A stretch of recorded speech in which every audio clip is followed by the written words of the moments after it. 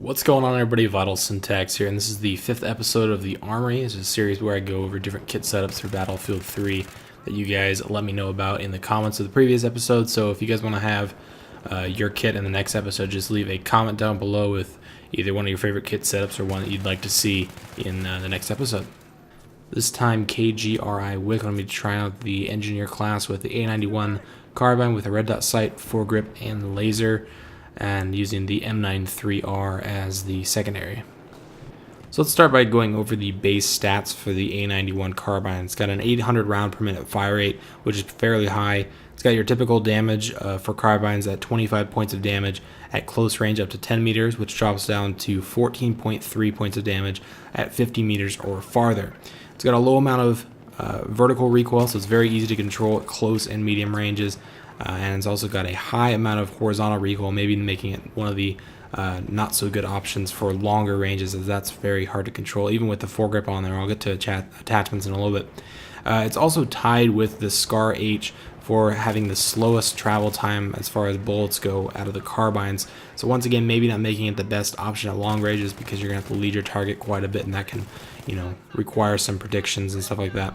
And it's also got a fairly high first shot recoil, meaning that every first shot is a 3-time multiplier, and that's pretty high, especially for the carbines. So once again, probably not the best long range weapon as far as the base stats go, but we'll get into some of the attachments that might make it a little bit more of a better long range option. This gun also has a bullpup design, which is going to allow you to move faster, strafing left and right while you're ADS. Once again, making it a better option at close range. It also has great hip fire even without the laser on there, but since I was running out with the laser attachment on there, it makes it even more devastating at close range. Even at medium ranges, sometimes you don't even have to aim down your sight and just go hip fire. The gun also has great iron sights, although I was using the red dot. I probably wouldn't use anything higher than magnification than that, really. Once again, this is more of a close range, so I would either use the red dot sight, the Cobra, the holographic, or just the iron sights, whichever one you find the easiest to use. Now, the two maps that I was testing this gun out on were Grand Bazaar and Operation Metro, which are both fairly close range, close quarters maps, so they're going to suit this gun pretty well, especially if you're using like the setup I was with the laser sight and the foregrip. You probably want to stay away from the larger maps like Caspian Border or Operation Firestorm unless you're going to throw on the heavy barrel, but still, even then, I would probably switch out to a different carbine that's a little bit better at longer ranges. So I would probably stick to maps like Grand Bazaar, Scene Crossing, Operation Metro, Tehran Highway, Sharkey, Sharkey Karkand.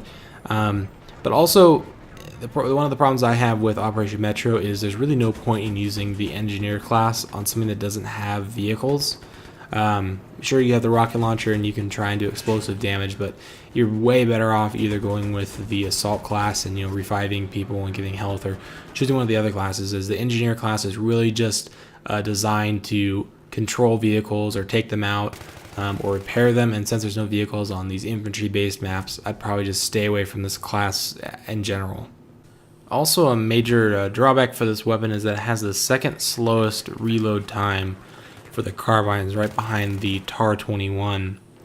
So just keep in mind that although it does have your 30 round magazine plus one in the chamber, you are going to be having to reload quite often, and you probably want to have cover or something that you can hide behind while you're reloading, just because you're going to be exposed for at least 2.5 seconds, probably upwards of 3 while reloading this gun. It kind of depends on whether you're doing a dry reload or whatnot, but just keep that in mind. I remember playing in the beta for this game, and actually just up until one of the most recent patches, the A-91 was kind of my go-to carbine weapon. That and the M4A1.